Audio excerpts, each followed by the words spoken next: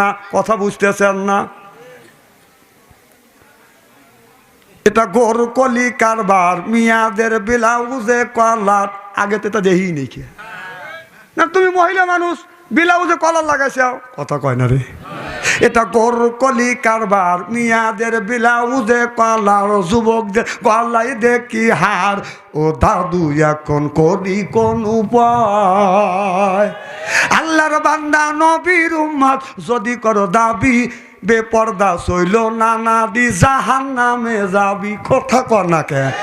আল্লাহর বান্দা নবীর উম্মত যদি করো দাবি, বেপর্দা সইল নানা দি জাহান্নামে যাবি। এটা কোরআনে তাই কয়, নারীর পর্দার নাই বালাই। ও দাদু এখন করি কোন উপায়? মাইয়ারা সব হইছে পুরুষ, হাতে লয় না চুরি, গায়ে তাহার নাই ব্লাউজ, পড়তে চায় না শাড়ি, টাইট বোরখা পরিয়া সাইনবোর্ড দিচ্ছে উল্টাইয়া, টাইট বোরখা পরিয়া সাইনবোর্ড দিচ্ছে উল্টাইয়া। ও দাদু এখন করি কোন উপায়? 16 গিরা হয় ব্লাউজ, কয় গিরা ব্লাউজ হয়? 16 গিরা হয় ব্লাউজ, 10 গিরা তার নাই।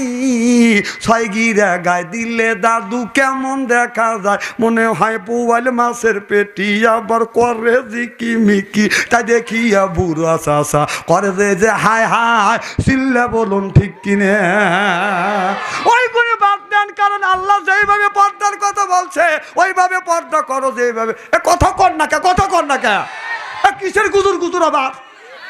আমি কি কোরআনের বাইরে কথা বলতেছি ভাই? না,